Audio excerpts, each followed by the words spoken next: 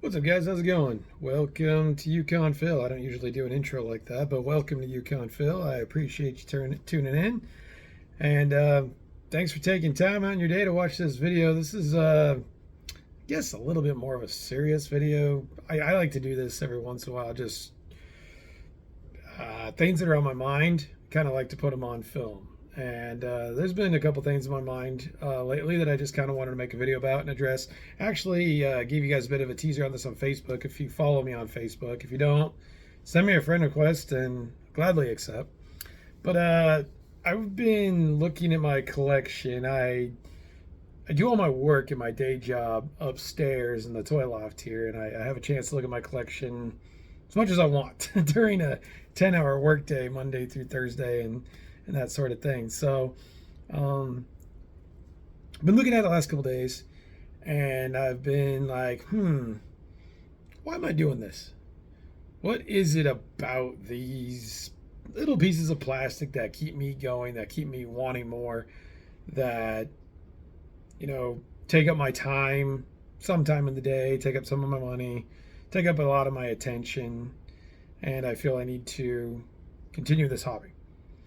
So, we're going to actually start with an origin as to why I do this and why you might do it. I got a lot of great comments on my post from yesterday with you guys kind of saying, uh, you know, what it is that keeps you going, if you've ever decided you've wanted to sell or move on from collecting toys and action figures and that sort of thing.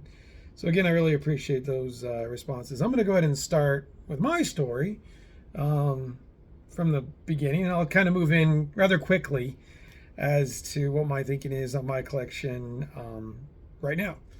So I've always been a toy kid. Toys were a lot for me growing up in the 80s. I was born in 1980, so I was like in the golden age of toys. Star Wars, Transformers, Masters of the Universe, Batman, the Thundercats, G.I. Joes.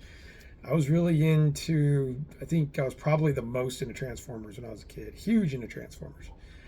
Um, Toys always brought me a bit of calmness. Uh, Without going too far into this, I grew up in a volatile household. Let's say that. There was a lot of arguing, there was a lot of fighting. And I'm going to be honest with you, that's the way it was. And when that was happening, when those things were happening between family members and stuff, I would go to toys and it would kind of take me away from that. It would take me to a place where it's like, okay, all the noise that's going on around me and all this stuff, being a little kid and even going into my teenage and adolescent years and all that sort of thing. Toys and the toys I have, whether Transformers, Masters, Star Wars, all those things, would kind of take me away from anything that was going on in the household, whether it be directed at me, whether it be directed at somebody else, and so on. I think a lot of people can probably relate to that. Trying to find a way to cope with things that may be going on in your household, things that may be going in your life. I know that toys are a big thing for a lot of people like that, and that's kind of where I started. That, and as an adult, I have money, so I can get the toys that I never got when I was a kid. So that's another thing. Nostalgia is a huge thing for me. I'm very nostalgic with the 80s, of course. My kids love the 80s. My kids, their favorite musician is Michael Jackson, and that's kind of been instilled in them a bit.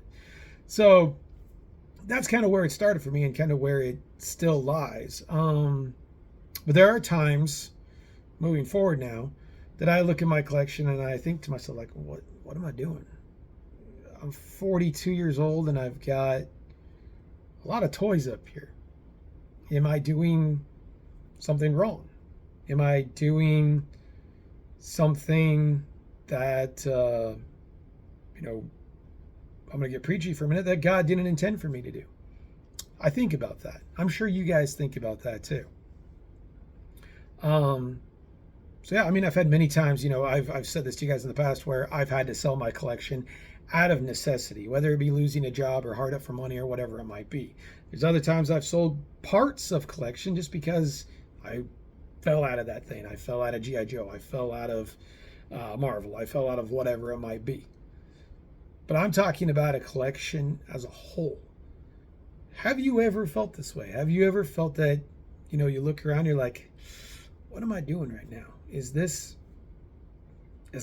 what I'm supposed to be doing? Is my need for comfort, nostalgia, this much to where I spend this much time, this much money, and so on? And I'm not saying in any way that it's a bad thing. I'm purely speaking on myself. That's why I'm making this video, is I want your opinions and what you think of this.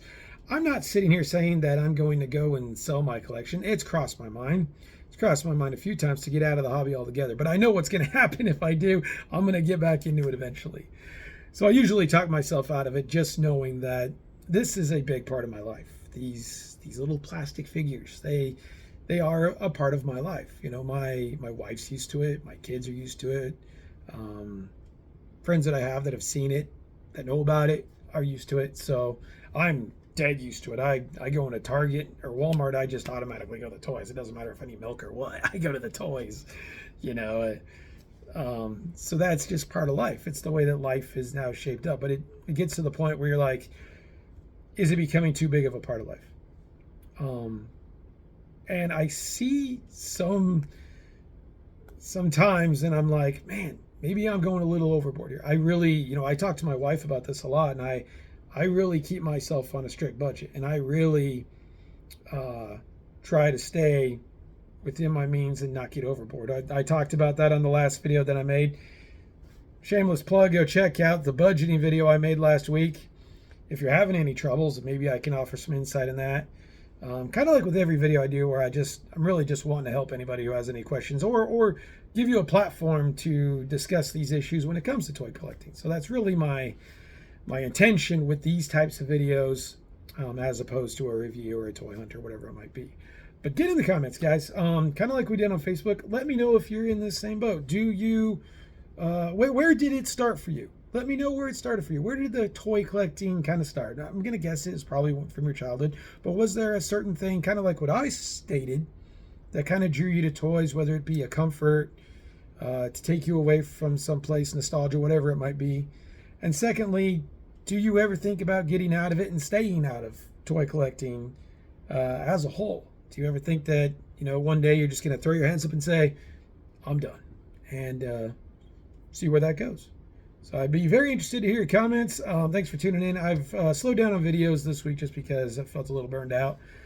I did go to Toy Base 10 the other day, and I will be honest with you, I've plugged up Toy Base 10 a lot here in Oklahoma, a lot, but I was very discouraged leaving Toy Base 10 with some prices and stuff. So that's why you didn't see a video on Friday.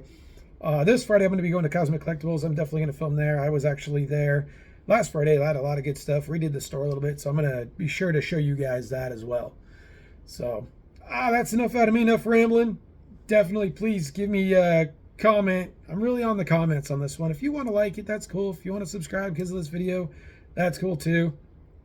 But want to hear your comments. So let's talk, guys. Hope y'all have a good day. I will see you guys real soon. Thanks for tuning in, and we'll talk soon. Later.